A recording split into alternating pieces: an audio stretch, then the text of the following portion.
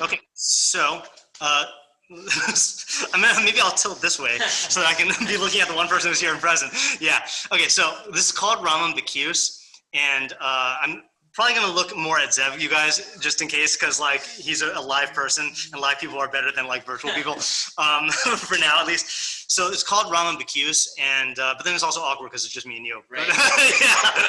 I don't know. Whatever, we'll figure it out. Yeah. So we're going to do Rambam Bekius. The idea was, I forgot if I've told this to you guys already, but the idea was to do a Mishneh Torah Bekius. But I really wanted to, like with Rambam, all of his works are unified, and so I really wanted to like open it up to doing a bunch of stuff. So I wanted to start with the introduction, and ordinarily you would think that we would start where in a Mishneh Torah shiur? The beginning. What would the beginning be? Sefer. Okay, good. So you got the trick answer, right? So the trap answer was you would start in the Hakdama to the Mishneh Torah, but there's a secret Hakdama to the Mishneh Torah in the Sefer Mitzvos. And Sefer Mitzvos he wrote before the Mishneh Torah, and basically what he does is he spells out what his plan was. You guys got the source sheets, right? Okay. We got Avi Man too. I'll just wait till he connects. Hi, Avi. So he spells out what his plan was in writing the Mishneh Torah and why he felt the need to write it.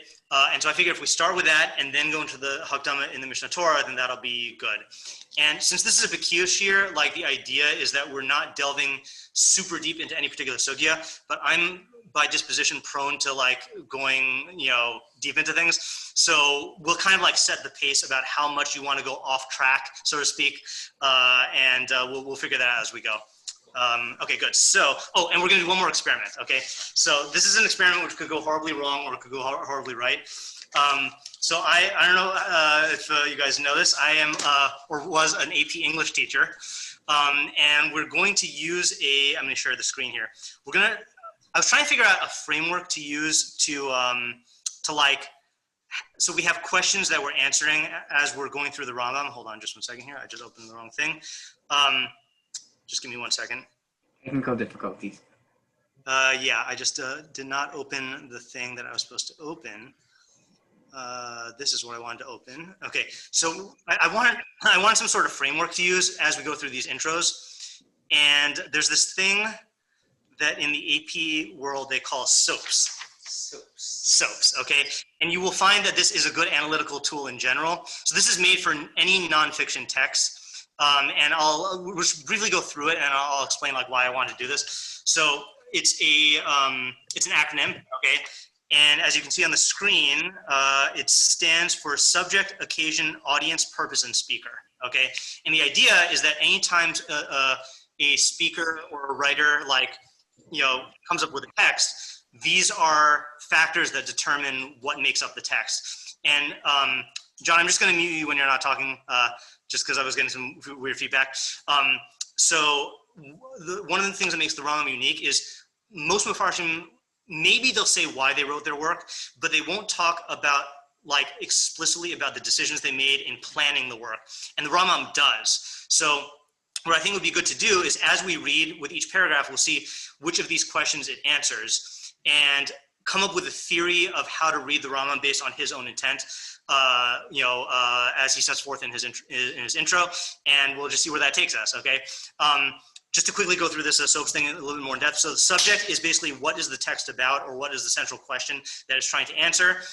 Occasion is basically a combination of context and exigence. Context is the surrounding circumstances in which the work was written, which influenced the way it was written. And exigence is like the thing that immediately prompted this text to be written right now. And that's very, very big in the Rambam's Hakdama. Audience is self-explanatory, but there's two audiences. There's the direct audience, which we call the immediate audience, and then the mediated audience, which sometimes, like, let's say sometimes you're Obama gives a speech at the Democratic National Convention. So he's speaking to the people at the convention, but he's also speaking for posterity, like for people in the future who are going to look back at this moment. So another audience he has in mind. Purpose is self-explanatory. What is he trying to achieve? And then speaker is who creates the text. Now, we're not going to go into like who the Rambam was necessarily, but it's also the persona of how the person is portraying themselves. and the Rambam actually like goes through a tremendous like efforts to portray himself in a certain way, and a certain role that he plays in the Masorah. Like he boldly declares, "This is what I'm doing," and like places himself like in the same like echelon with like the Gaonim and Rabbi Yehuda Nasi and stuff. Okay, so and then I for your convenience on the back of the sheet. I put a little chart for us to fill out if we need to fill it out for those who want to take notes. Okay, but we're just that's gonna be going on in the background. Okay, but the main thing we're gonna do is jump right into the text. Okay, any questions on the plan? Nay. Okay, so let us begin. I'm just gonna let's see. You know what? I'm still gonna share this on the screen because this is being recorded anyway, so might as well. Okay. Oh, just a word about the addition here. So we are using the Rambam wrote all of his works in Arabic except for the Mishneh Torah, and so I mean, well, maybe a couple of minor ones also. So this is the Arabic translated by Yosef Kafich. You guys know who Kafich is? Sure. Yeah, you want to say? He's like briefly? A Taimani rabbi. Yeah. What's his claim to fame? He's a good Masorah. Yeah. Okay. Good. Yeah. Very well said. So Rav Kafich is like Zev said, a Taimani rabbi who I think he died. I don't know offhand. Let me just quickly look it up. It was not. Hold on. Let's see. Oh, there. Okay. I was wondering if you were coming. Sorry, mate. All right. Here you go. Okay. So Kafich died in. He was born in 1917. He died in 2000. Okay, so his claim to fame as, all right, now I can not awkwardly just face you and talk to you the whole time. So Kafich was a prominent Rav in the Yemenite community, and his main claim to fame was he was a collector and preserver of manuscripts, and he produced a critical edition of the Rambam, and he also translated all of the Rambam's Arabic works into modern Hebrew. And it's not just modern Hebrew, it's modern Hebrew based on he maintains that there's like an intimate understanding of Judeo-Arabic that was preserved in the Yemenite community that is more true to the Rambam's meaning in many ways than a lot of his other translators. So that's the version we're using. I find that's the most suitable thing. I think for the sake of our learning and also for the sake of like not minimizing like any sort of threats of boredom, maybe what we'll do is we'll have you guys read and translate, and then I'll chime in to edit and stuff like that, and that'll help us, because even in translating, like, you know, there's a lot of chachma to be gained from that, as like Chafik says. Okay. Okay, and you guys on Zoom, like, if you just want to chime in, you know, I'm not going to be seeing if like anyone's hands are raised or like that, so you could just like, you know, chime in. All right. Okay. Who wants to start us off? So are we doing Sefer mitzvahs or? We're doing Sefer mitzvahs because that's the real introduction to the Mishneh Torah. Okay. Okay, and that's what I mentioned earlier, is that I mean, he'll explain it, but basically he wanted to write the Mishneh Torah and was forced to write the Sefer mitzvahs. Okay. Okay, and that's the dramatic way of summarizing what he says. Okay, yeah. That's not explain. I was confused because. Yes, yeah, we will get to the Mishneh Torah of Netter, but Would that count as context? Say again, John. Would that count as context for the bingo almost? Which part would which part count as context? The idea that he intended to first write the Mishneh Torah, but ended up having to write Sefer Mitzvot first. Yes, it would. Yes, you're right. And specifically, it would be exigence is the urgency that produced it. Okay, good call. Yeah, and yeah, if anyone gets bingo, then you can shout bingo. Okay, so who wants to start us off reading and translating? Go ahead, Isaac. Ooh, you failed the test. Okay, so this is a hidden agenda here. Begin reading again. No.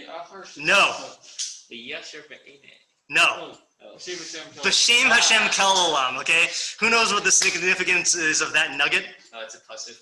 That's I forgot what the reason is, but yeah. Okay, so let me clarify my question here, right? So B'Shem Hashem Kel Olam is a pasuk, and it's in Breshis, and it was said in relation with Avraham said it, right? Or it's said in about Avraham. Oh, okay. And does anyone know the significance when you're learning Rambam? No. You recognize God through learning halacha. Okay, so that would be a good interpretation. I'll give you the background here. Rambam begins every sefer he ever wrote with that pasuk. Okay, and this is what I guess in Rambam lingo it's the crowning pasuk of every one of his books. So the question is going to be, why does the Rambam start every book with that pasuk? Okay, and in order to do that, we're going to have to learn that pasuk in its context, and then reflect on the Rambam here. And I was extremely tempted to do that in the first session, but I also felt like if we didn't get into actual Mishneh Torah, then it would be like false advertising. So what I want to do is maybe like in the back of your mind, or like on your own time, be thinking about that phrase, B'Shem Hashem Kel Olam, and then we will devote a session or two to exploring that in depth. Okay, so yeah. Are we going to be doing Mishneh Torah in order from the beginning, or? Yes, with jumping around when appropriate. Yeah. Yes. Okay, good. But we should translate B'Shem Hashem Kel Olam. So how would you translate it, Isaac? In the name of Hashem, I don't know how to translate Kel. Okay. Yeah.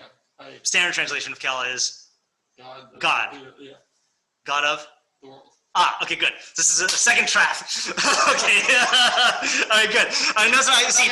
My fear in giving this shiur is like all you guys come from different backgrounds, and I don't know what you've already learned, and it's such an exciting thing to be able to share like new things that are new to you, and that like I just don't know if this is already obvious. So. Does anyone know what the proper translation of Kel Olam would be? Assuming that Kel means God, yeah? Well, I don't know, but I'm realizing that it would be Kel Ha'olam, I think. Oh, that's also true. Yeah. That's also true. What does Olam mean? For eternal. Good.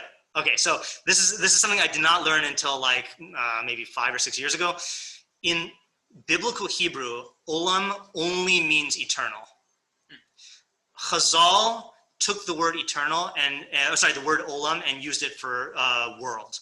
So we're familiar with olam in terms of brachos, but you will never find any place in Tanakh where olam means world. Wow. Now, I'm not saying that because I've learned all of Tanakh. I'm saying that because Ibn Ezra has learned all of Tanakh, and that's what he says. So if you find something that seems like an exception, then like let me know and we'll look into it. But so whenever you find olam in Tanakh, it always is going to mean eternity or like forever, and then Chazal use it for world. Okay. What did the Rambam mean? That we'll have to look into, because like obviously he's quoting Tanakh, but he's also using the pasuk for his own purposes. So that's just something to keep in mind. Side quest. If you can find the answer to this question, I think it's very. Can you think of any like problem about the fact that olam means world and eternity? Yeah. Yeah. As soon as you said that, I was like, it sounds like it's saying that the world is eternal. Yeah, right. Yeah. I was like, of all the words that you Yeah. can choose, Judaism, the foundation is that God created the world, Yesh Me'ayin, Yeah. and that the universe is not eternal. So it's weird that the word olam came to mean world. Yeah, and the Rambam has this whole thing about how Aristotle really thought that the world was eternal, and in terms of his arguments, it was like they're all good except it's just like we just have new wood. It's not true. Right. Yeah, right. So like if anyone, I don't know, that's more of a linguistics question about like how the term evolved. Like I was talking this over with my chavrusa, and he theorized like maybe the word became used for olam, and then once it became widespread, then it caught on. But I don't know. It became used for world. Oh, sorry, for world. I mean, yeah, you're right. Yeah, I'm not sure. Okay, good. So B'Shem Hashem Kel Olam, and we've already got something on the back burner, which is why does the Rambam start every sefer with this? Okay, now you can go Me'achar. Go ahead. Oh, and here's another point. Okay, here's another point. That's a third trap. No, so I don't know if this is standard, but in the Kafach edition, then I don't know why I'm showing this because it's on the screen. There are brackets around the word Hakdama, and Kafach tends to use brackets to show that it's something that the Rambam himself didn't write. So he did not write the word Hakdama, even though it is a Hakdama, and this is like a publishing decision. And he put brackets just to show you that, like, so you don't think it's the Rambam himself. Yeah, we ought to be very wary, by the way, when we go through this. One of the other things that Kafach did was he stripped the Rambam of anything that was added by publishers that the Rambam didn't write, or that he didn't intend, and then the useful stuff he still indicated, like with brackets or something, So this is something that's useful to know that it's a Hakdama. Okay, go ahead. Me'achar Yeah. shekvar kadam lanu hachibur hamfursam shibo kolenu perish kol Mishnah. So now that I've already preceded this with a compendium that explains all the Mishnah. Good. I'm going to pause for 1 second just to ask, do you guys who are on Zoom, can you hear Isaac or not? Yeah, we can hear him. Yeah. Okay. Should I be louder? It wouldn't hurt, but like they said they could hear you, so Yeah. Umadrasnu, I don't know how to pronounce it. I think Matar Senu. Umadrasenu, the also a chibur haisa lehestabik gedir ha'inyan kol halacha v'halacha shebamisha, and I don't know what that would be. So Matar Senu is our objective or our goal. And our objective is to explain all of the halachos in the Mishnah. Right, is to explain I don't know how he would translate inyan, but the inyan of each and every halacha in the Mishnah. The matter. The matter, the subject, the topic. V'lo haisa k'vanasenu bo l'kol dine kol mitzvah l'hakif kol ma sheyesh tzaref lo me'isr asr v'mutar chayav hatar, and our he's talking in the plural, right? Yeah, I think that's just like a stylistic thing. Okay, and our intention wasn't to gather all of the dinim of the mitzvos into and do basically compile all of the usher cases of usher mutter chayav pater kafisha shemiskara lemi shmayam be'oso chibor, as is apparent to anyone who Shime'ayin, anyone who goes in depth into Good. Yeah. Pause here for 1 second, okay? So we'll stop and analyze that. And let me actually just ask a procedural question here. Like I said before, I do think it's good if we translate, but I'm realizing now for the sake of this shiur, do you guys want to take turns translating, or do you want me to read and translate? And then if there's something I want to highlight, then I'll ask you to translate that particular thing. What do you think is more efficient, I don't mind either way. You know, either way? Yeah, we can also do different things different times. Yeah, that's true. What do you guys on Zoom have any feeling?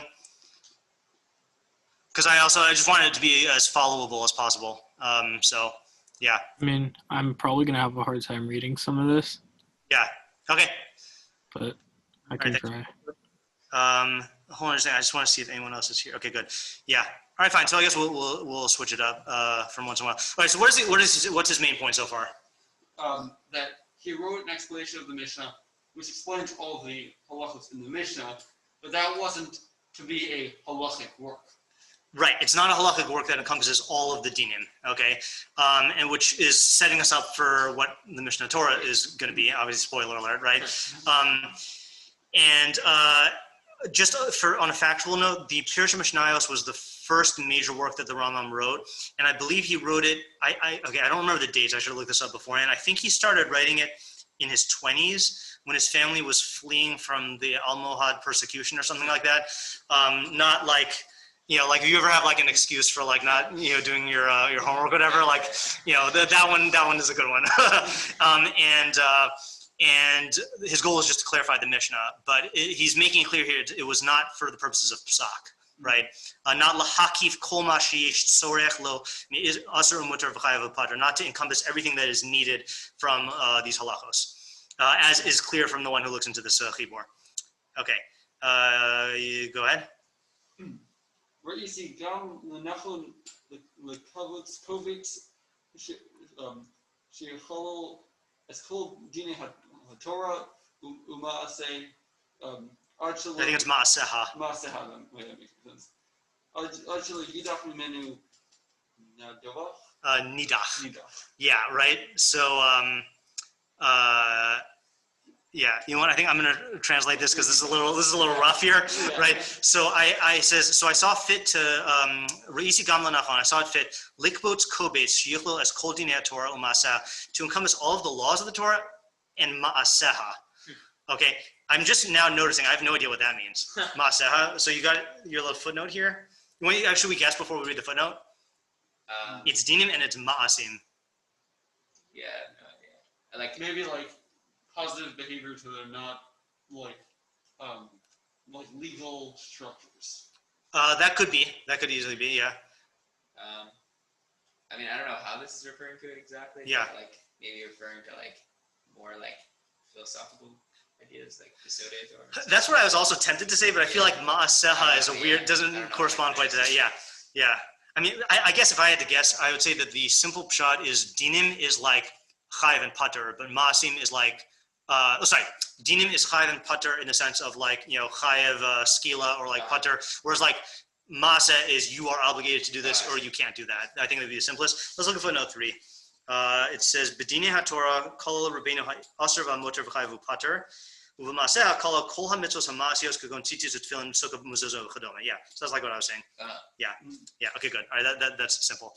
Okay, until basically nothing is omitted. Okay, to the point where nothing is omitted. So he's trying to find make a book that is going to include all halacha. Now, up until this point, he's not going to talk about this. So I just want to mention it quickly. What was the closest thing to that had been written so far? Gemara. Yeah. Okay, nothing between the Gemara and the Rambam? They didn't really do Oh that. yeah, the Bahag wrote it. Okay. Okay, so Bahag did write the Halachos Gedolos. Okay, and he is going to tear the Bahag like a piñata. Okay, so we'll see that. Okay, and the Gaonim. What did the Gaonim write that was similar to this? To this type of project of like trying to write Chayav Motor Pater. I don't know. Nothing. So they wrote compendiums of halachos in specific areas, nothing that encompassed everything. And what's the closest thing? I mean, you guys said Gemara, which is accurate, but Gemara has a lot of other stuff in it. So what is the closest thing to what the Gemara was doing that's practical? Say again? The Rif, right? So the Rif really is I think the closest paradigm to what the Rambam is describing that existed at the time that the Rambam was writing this. And what did the Rif do essentially? Just take out the Agadatas. He took out the Agadatas and the Shaklavataria and the Maslokas. Right, and the Shitas that we don't paskin by. And what did the Rif write? What did his work cover? Like what areas of Shas did it cover? So I asked the question without knowing the answer. So I believe it's not on everything. I believe it's only on the areas that were practical. Oh. Okay. So for example, I don't think he has anything on korbanos or anything on tuman tahara except for nida. So what the Rambam is proposing here is a radical idea, and he's going to play it up. Okay, and justly so. You just got to take a moment to appreciate how radical it is what the Rambam is doing. Okay, it's like if someone said for the first proposed the idea for an encyclopedia for the very first time in history. It'd be like I want to make a compendium that has all knowledge. Like, it sounds insane. Okay, and he says, "V'shadayak b'masha min hagi lasos," and I will be exacting in accordance with what is my custom to do. Klomar, meaning to say, lihimanea milhaskir hamachlokos v'hadvarim hadechuyim, to refrain from mentioning the disagreements and the dvarim techuyim. How would you translate dvarim techuyim? Like the pushed off things, like the other shitas. Yeah, the other shitas, right? Like the rejected opinions, right? V'shelo ekba bo ela halacha psuka, and to only establish in it adjudicated halacha. V'sheyihe osa kobetz kolel kol dinei Torahs Moshe Rabbeinu, and this compendium would encompass all the laws of the Torah of Moshe Rabbeinu. How are we translating Torah? Halacha.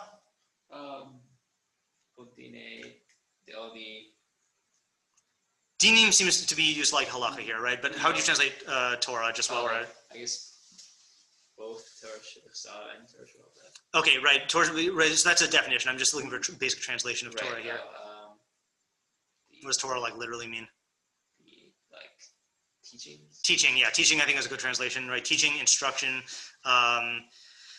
system also can be used as that. Torah's Moshe Rabbeinu, asher yish lahem tzorech bazman hagalus, vasher ein lahem tzorech. Things that have a need in the time of galus and things that don't have a need. Okay, so let's stop and play bingo for a second. Okay, so what have we figured out here in terms of our soaps? Subject, right? So what's the subject of this?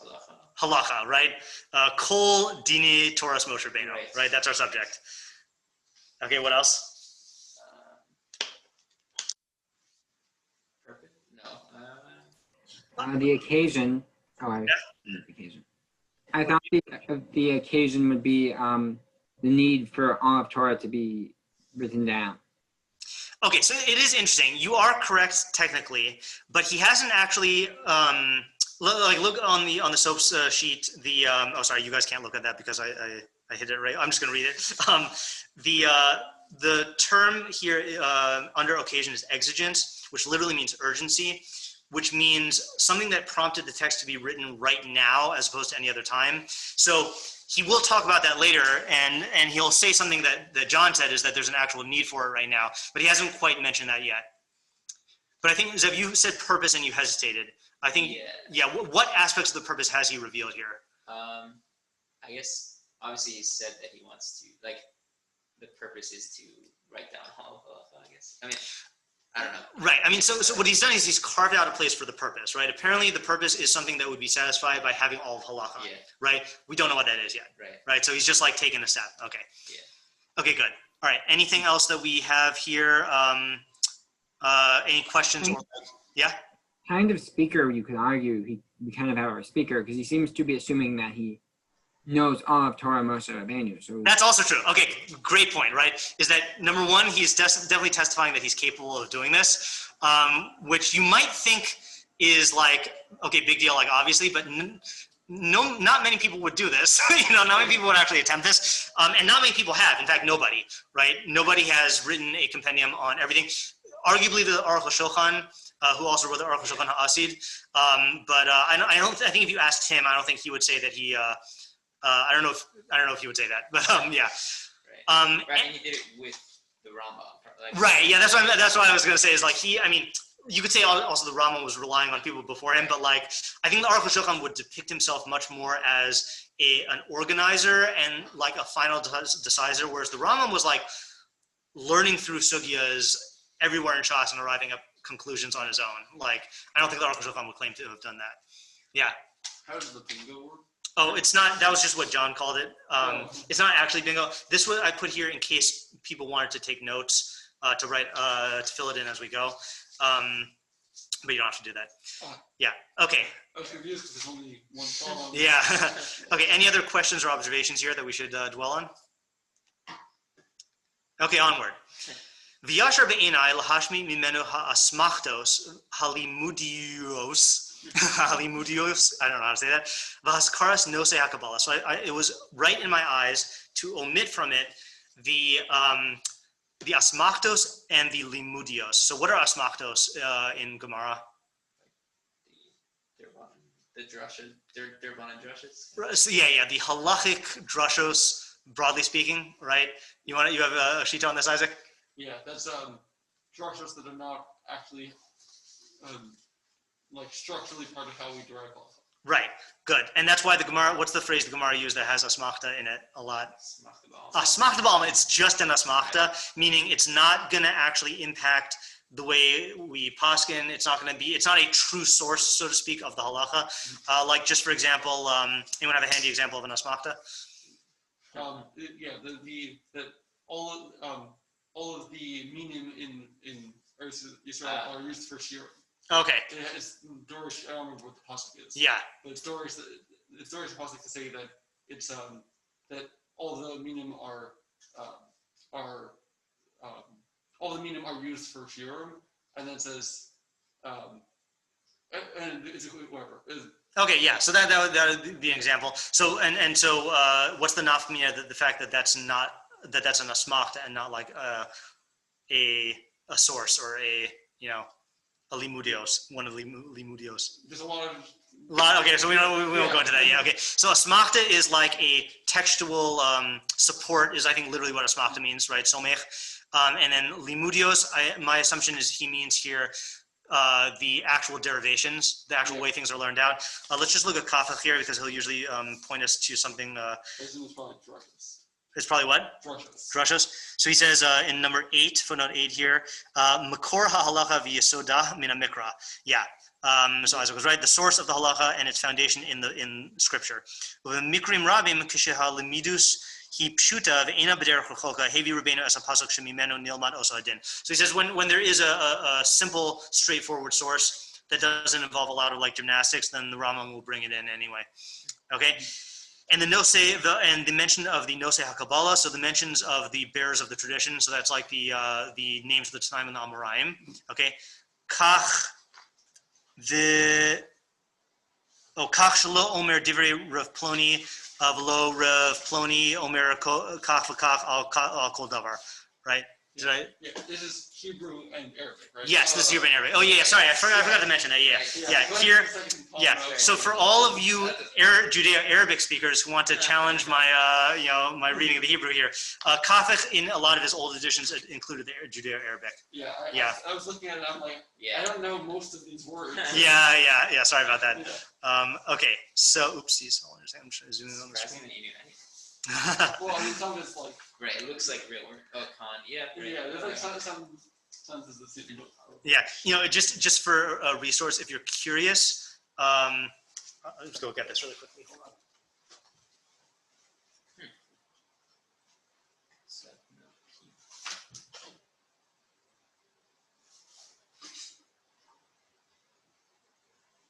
Okay. Just tricks of the trade here. Okay, if you are curious as to Judeo-Arabic, so take anything that Kafach has translated. So, for example, this is the first thing I found. This is Tehillim with Sadigon's Pirush, which is translated by Kafach. And in the back, he has a Hebrew to Arabic translation and Arabic to Hebrew translation, and it goes through everything. And like he'll tell you like which pages it's used on and stuff. That's I think beyond the interest of most of us and the ability of most of us. But just in the event that you ever want to learn Judeo-Arabic, you got dictionaries like all over Kafach's stuff. Okay. So then he said, so that such that we don't say Rav Ploni says such and such and Rav Ploni says such and such on every matter. Ella azkir es chachmei ha-mishnah v'chachmei ha-talmud kulam aleim shalom haskara kolelas b'tchilas ha-kobetz. Rather, I'll mention all of the sages of the Mishnah and the sages of the Talmud in their entirety, peace be upon them, with a general mention at the beginning of the compendium. Okay. And he says, "Omer shemishpatei ha-Torah kula." And I'll say that the judgments or the laws of the Torah in its entirety, Vihi Torah Shabal Peh, namely, which is the oral Torah, Mekubalim Miploni, Uploni Miploni ad Ezra ad Moshe Rabbeinu, were received from so-and-so who got it from so-and-so until Ezra, till Moshe Rabbeinu. V'azkir im kol echad min hamakablim es ha'ishim hamafursamim shebadoro shekabalasam kekabalaso. And I will mention each one of the recipients from among each of the recipients, those well-known individuals in that generation whose received tradition was like his received tradition. All of this out of a desire for brevity. Okay, so a very interesting decision here, right? So He's listing the prominent figures in the Torah like as a list, but not in the instances of when they said it. Exactly, right. He's not bringing down for each and every halacha. Now, we can understand why this makes it shorter. Right. And we can understand why you would want to make it shorter, right? Especially given his purpose, right? Right. Well, in line with what he said about the purpose, why does it make sense to omit this? Because it's just a reference book. It's a reference book, right? For practicality, right? Mm-hmm. And knowing that who came up with the halacha or who formulated the halacha is not necessary for practicality, right? So then that flips the question on. So then what question can you ask? Like, if we're really going for brevity and for practicality, why say it at all? Why say it at all, right? So why does he say it at all? I mean, this is speculation on our part, but. Right. I guess to give it, to say that he's not throwing out all the Homosar, he's not making up his own thing. Okay, so that's one thing, is to show that this is not from him, this is from the Masorah, and mentioning it in a general way, mentioning the sages in a general way, and showing the chain of Kabbalah makes that clear. That's a good point. I was going to mention, hold on, he also in one of his letters to someone who criticized him for this, said that, hold on, just I'm trying to remember his words. Maybe I'll bring that in later. I looked at it over Shabbos. Okay, good. So for now, then let's leave it at that. Okay, what else? Oh, and then this also explains, by the way, why is he omitting all of the asmachtos and limudim? Brevity and Not necessary. it's not necessary, right? Okay, good. So, which leads me to believe that if he does mention a derivation, then it is somehow necessary for practicality. You know, because he does do that sometimes. And then Kafach didn't mention that in that footnote there. He just says that if it's short enough, he'll bring it in, and that seems to be addressing the brevity issue. But I just from my own experience in the Rambam, it seems like if he does mention how something is derived or one of these other things, then it is relevant. Yeah. Relevant in terms of how to act out the. So either in terms of how to implement the halacha, or in terms of an understanding of the halacha, how it fits into a greater framework in terms of like the, human perfection, or giving you insight into the nature of the mitzvah, something like that. Yeah. Now he doesn't say that here, but I'm basing that on my own experience and on something he writes, stuff he writes elsewhere, which I can put together. I have a whole file on times in all of the Rambam's writings where he talks about why he wrote what he wrote, and I might sprinkle that into this as we go. Okay, onward. Okay, v'chein ra'isi lanachon shelo achabrenu b'lashon kisvei hakodesh. So I also saw fit to not. Oh, by the way, sorry, I just want to comment on that previous paragraph. This also is now enhancing what we said before about the subject and the purpose, right? That the subject is not including theoretical halacha; it's only practical halacha. And by theoretical, I mean like how it was derived. It's also shedding light on the speaker, like you mentioned, that he's not coming up with this on his own. He's saying, I got this from all the people from before. And this also sheds light on the purpose, which it's streamlined in its practicality, which is if it's not needed, then we won't mention it. Yeah. Also, something about getting a little insight into the audience from his desire for brevity. What would you say there? His audience is for the general public, not for people who are learning it who are trying to learn the entire area. Exactly, right? Is that people who are trying to learn the entire sugya in depth will need all of the derivations and all of the Nosei HaKabbalah and everything like that. So it seems like the audience, the fact that he's making this huge editorial decision based on brevity and he's omitting all that stuff means that it's for the public, not for the elites or the academics. Yeah. Okay. And that's also why when the Rambam was criticized for writing it this way and for omitting, like people said, are you trying to replace the Talmud? And he's like, no, I am not.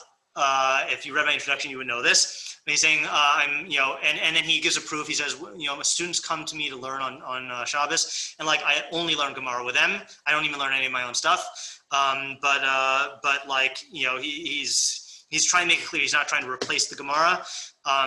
He has a different purpose in mind. Yeah. Okay. So I also saw fit to not compose it in the language of Tanakh.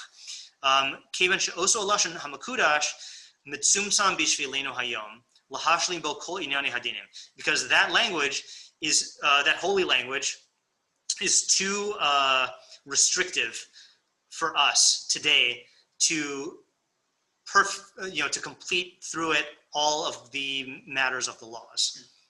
Okay, yeah. Good question. What does he mean by that, and how can he say that? I mean, it's Lashon HaKodesh. It's God's holy language. And like, why for us? Like, what changed? Right. Yeah. Why did it change? Yeah. Good question. Let's actually read just a little bit more context, then we'll go back. Gam lo achavrenu b'lashon haTalmud. I also did not compose it in the language of the Talmud, meaning Aramaic. Kemin she'in mevinim oso hayom mibnei amenu el yachidim, because the only people who understand it today in our nation are individuals. V'yishiru milim rabos shehin kashos afilu lebekim b'Talmud, and there remain many words which are difficult even for those who are experts in Talmud. Right? That's like I guess this is not, the example I'm about to give is not Aramaic, but like the thing with Rabbi Yehuda Hanassi's maidservant, right? Yeah. That she like knew all this obscure Yeah. vocabulary and like what was- Tatay or something. It's like a broom. yeah, right. And then like the students would like ask her Yeah. a bit, but like for her it was like they didn't know until they heard her say. until they heard her say it. Yeah, right. Right. And yeah, if you hang around with Yehuda long enough, then you'll pick up on like obscure vocabulary. But most of us can't do that. Why? Kadeshi he kal larov b'nei adam, so that it'll be easy for the majority of people. Yeah. Okay. So here he's basically going through the decision about language, right? So he's rejecting Kisvei Kodesh. Why? It's hard. Or No, it's not Kisvei really Kodesh. It's too It's too restrictive, right? Too restrictive for us today to complete all the Inyan Hadinim. So we have to your question, like, why is that? He's rejecting Aramaic because It's too hard. People it's don't too know. hard, right? It's interesting. He makes two moves there. He says that of the percentage of people who know it, very few know it, and of the percentage that does know it, they have difficulty with it. So it's like doubly inaccessible. And then there's one possibility which he doesn't even mention. I guess it's obvious. There's no Havmian that he would use it. What's the other language option available to him? Arabic, right? Yeah, I didn't know if he's gonna pivot away from using. Yeah, so he does not talk about not doing it in Arabic, and I have an assumption about why he doesn't even mention that as a possibility. Why do you think that? Oh, he doesn't want the Yishmaelim to know what he's writing. No, good guess though. There are concerns like that, and you got to remember that everyone in the Rambam, Saadia Gaon, Rabbeinu Bachia, the Kuzri, they all wrote in Judeo-Arabic. That was like the the language of that region. But why would that not be suited to his purposes? In a way that's so obvious that he doesn't even have to mention it.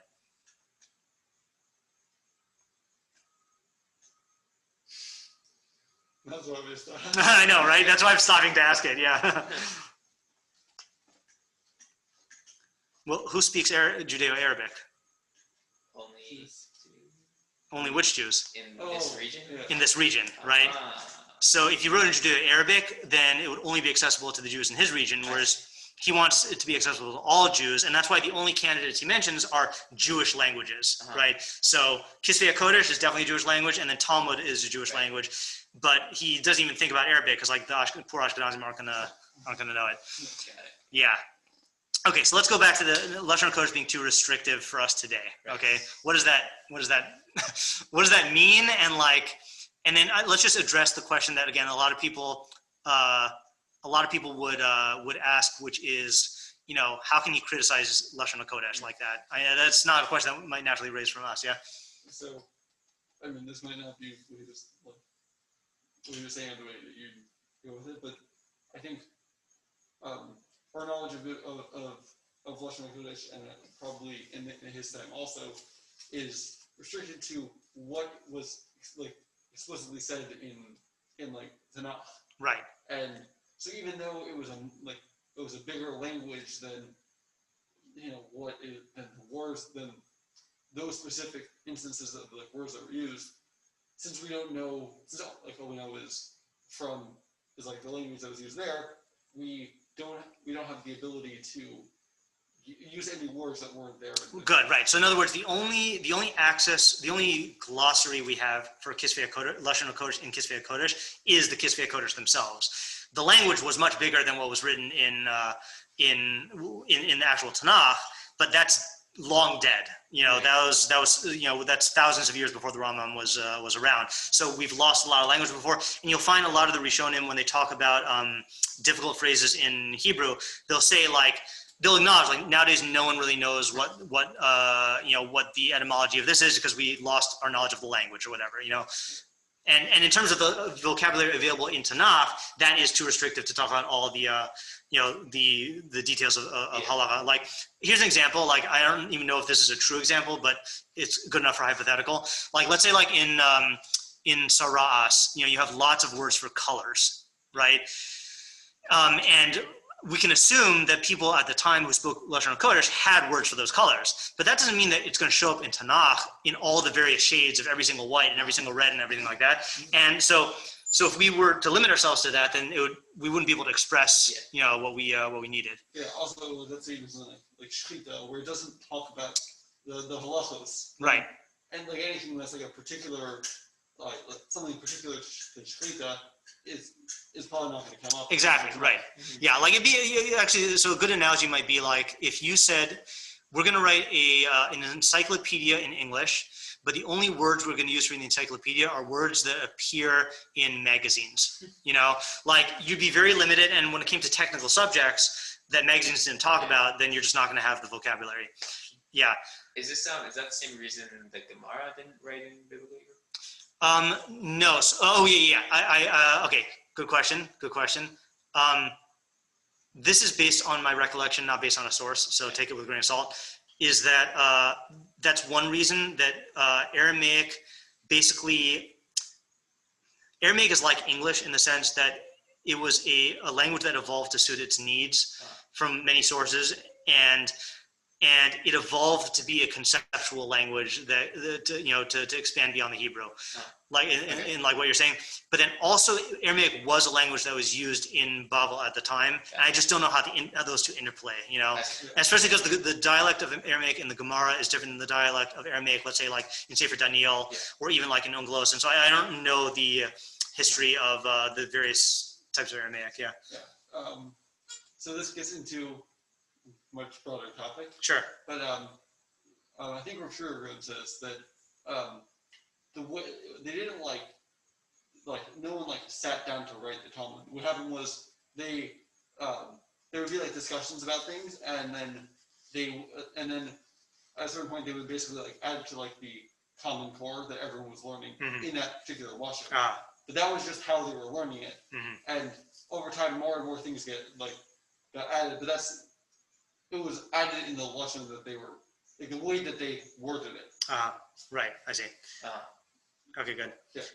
Okay, and then just again, for the sake of Rambam Bekius, do you know what the Rambam Shita is on why we call it Lashon HaKodesh? Because he does use the phrase here. He doesn't just say Lashon Kisvei Kodesh, he says HaLashon HaMakudash.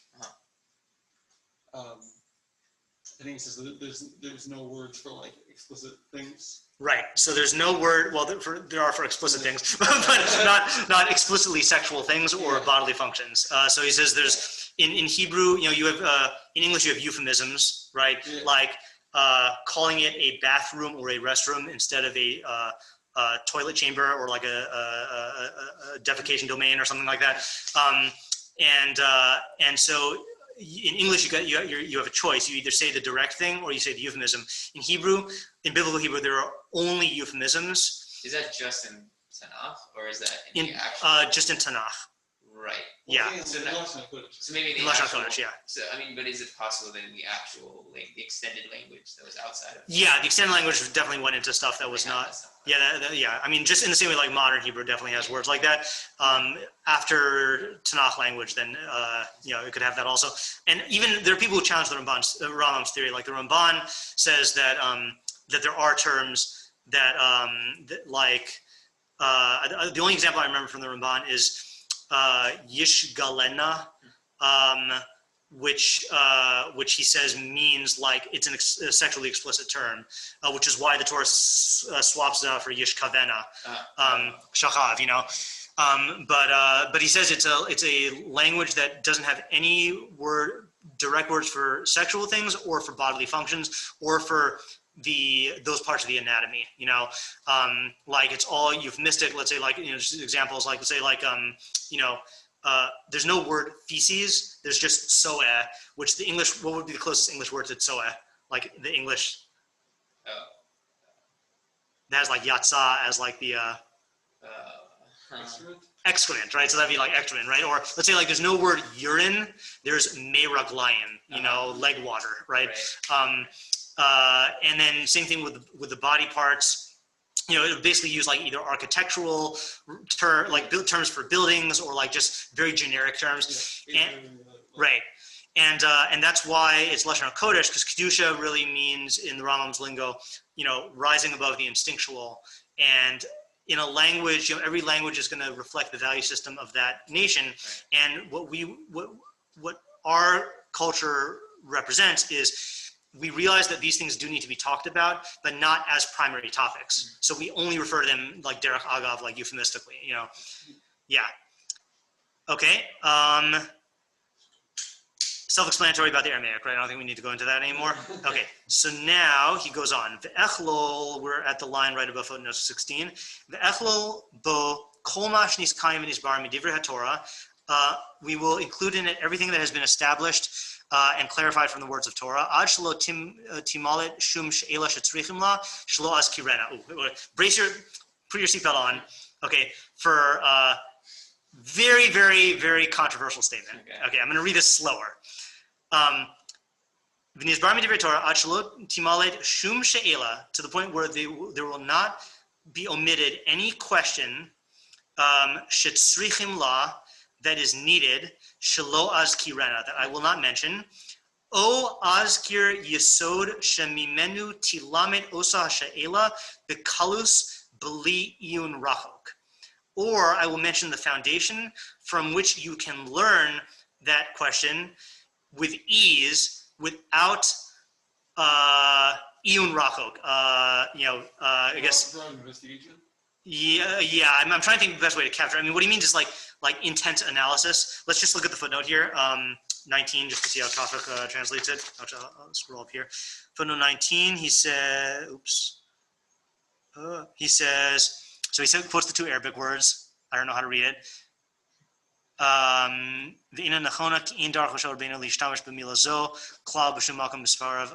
He's just commenting on another translation. Yeah. Okay. So in your own words, like, what is the Rambam saying that he's going to attempt to do here?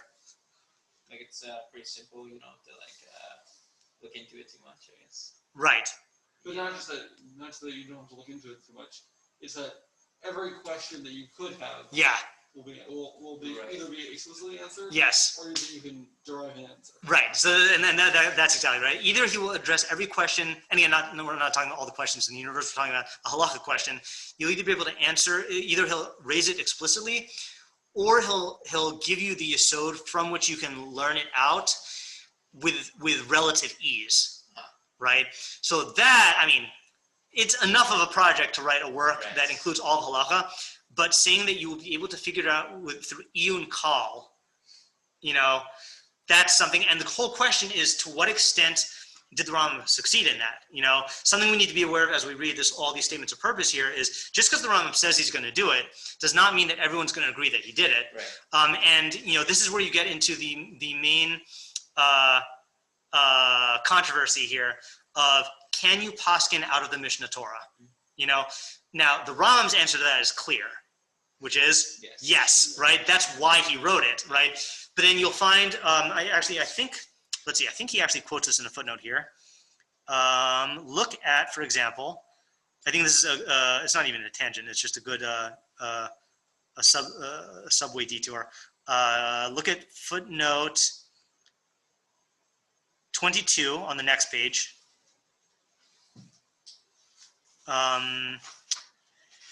And I got to tell you where in that footnote, because it's a huge footnote. Just 1 second. Oh yeah. Okay. Look at the line. Let's see. 1, 2, 3, 4, 5, 6, 7, 8, 9 lines down. First one line is ruach.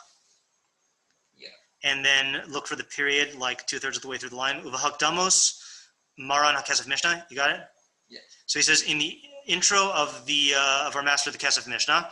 I just lost my place. Oh yeah, Huva b'shem Chacham mi Barcelona shetama al poskim misifrei Rabbeinu b'li ladas haGemara. So he quotes Chacham from Barcelona, who was astounded by people who paskin from the books of the Rambam without knowing the Gemara. Okay, v'af acherim chazru al piskam zeh.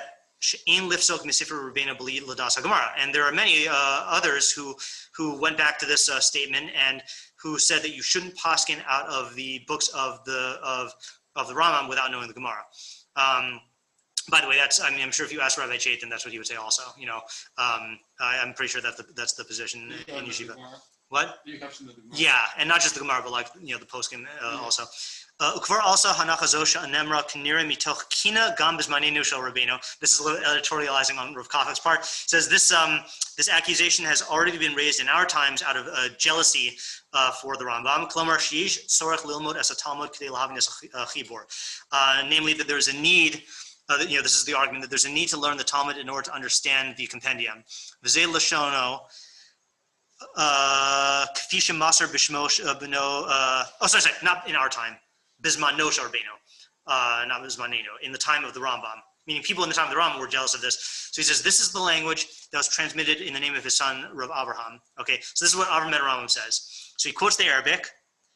Skip down to where it says next line Targumo.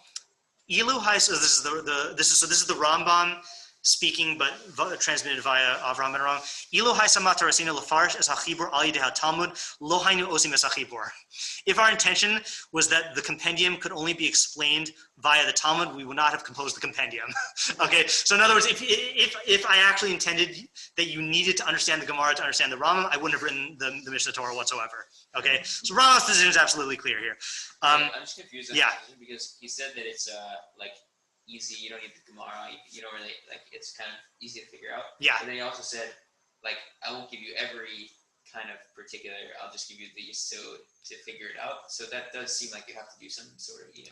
Right, you would have to do iyun, but it would be iyun based on what he writes in the Mishneh Torah, not iyun based on the sugyas. Yeah, not externally. But then he does say you don't have to do iyun rachok or whatever. Right. That's outside of Mishnah. No, with the Mishneh Torah. It wouldn't be outside. Yeah. Right, would not be outside, yeah. What he's saying is that either I'll answer any question you could have, or if it's a question that I don't explicitly answer, then you can find it in the Mishneh. You can find it in the Mishneh Torah, and then like by thinking a little bit about it, you'll be able to come up with an answer. Yeah. Even though it wasn't explicitly addressed. Right.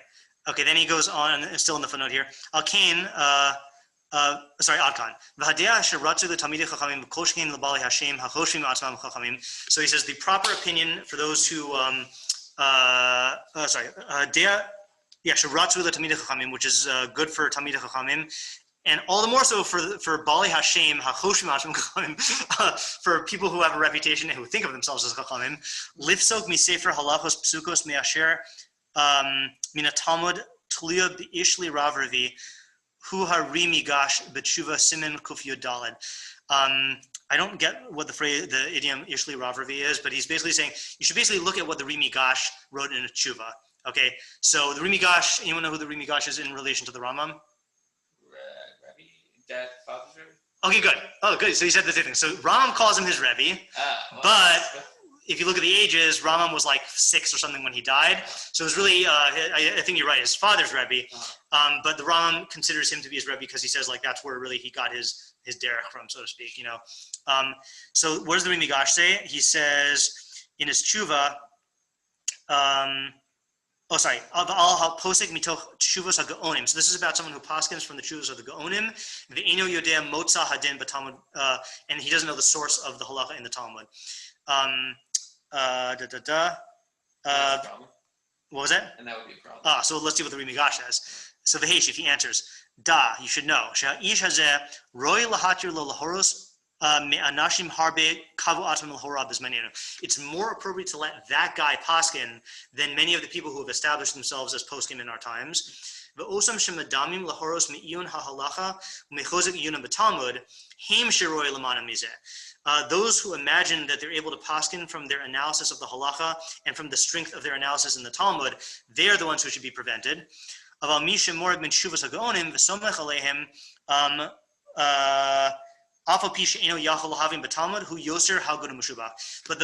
people who paskin from the chuvas of the Gaonim and rely on them, even though they cannot understand the Talmud, they are more proper and praiseworthy.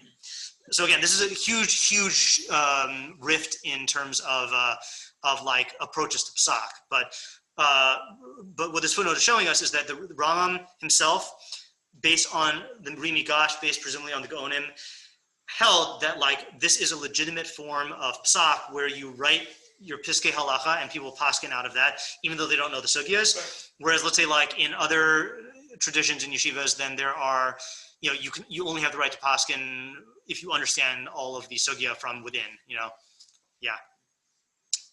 Okay, let's.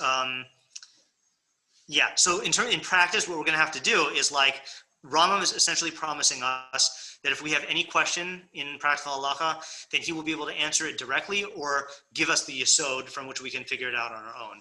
So we'll have to, put that to the test as we read through the Rambam. Yeah, exactly. I mean, yeah, that would be an example, right? He's talking about for all time, right? Yeah. Okay, let's just finish the paragraph, and then I think that'd be a good place to stop for today. He says, "Ki matarasi," because we're at on the previous page after footnote 19 in the text, first one line, rachok. "Ki matarasi bo gam hakitzur im hashlemus." We want brevity with perfection. Something we should all aspire to. Ad sheyakif hakore bo kol ma shenimsa b'mishnah u'v'talmud u'v'sifra u'v'sifrei u'v'tosefta, to the point where the reader will, what it'll encompass for the reader, for one who reads it, everything found in the Mishnah, the Talmud, the Sefer, the Sifrei, and the Tosefta. V'af kol ma shegadru ha'gaonim ha'achronim zal, and even everything that the Gaonim, I don't know how he's using the word getter here, if it's defined or like made gedarim. Yeah. I'm not sure. Uma shebiarnu shebiru upirshu b'inyane asar umuter, and that which they clarified and explained in matters of prohibited and permitted, v'tami v'tahor, u'pasal v'kasher v'chayav v'pater v'mashalim v'in mashalim v'nishba u'pater milashavea. Klalo shel davar. This is the statement that got him in trouble, by the way. This next statement: Shelo yehe tzorech acharei haTorah l'sefer acher zulaso.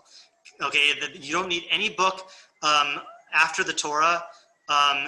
Other than the Mishneh Torah. Okay, now he got in trouble because people stopped there. Okay, like, the Rambam is saying all you need is his book. No, he says why. Kidei lilmo mimenu shum davar mimashet tzarich b'chol haTorah bein midaraisa bein midarabanan. In order to know, to learn from it, what you need in all of the Torah, whether deraisa or derabanan. Yeah, I think people also make a mistake of what he means by tzarich. Yeah. Meaning not. This is all you need to learn. This is right. All you need to learn. What you need to learn when you need psak. Right, for when you psak, exactly. Yeah. Like in a situation of need, this is what you right. need. Meaning, if you're talking about an intellectual need to understand the sugya, then then of course you have to learn the original sources and everything like that, but not in terms of this. Yeah. Okay. Cool. Good place to stop for today. Yeah. Yes. Okay. Good. Thank you. Alrighty, yeah. Are we going to read the part where he... I'm going to say, guys, if you have questions, then you can ask me later. I'm just going to turn off the Zoom now. Thank you.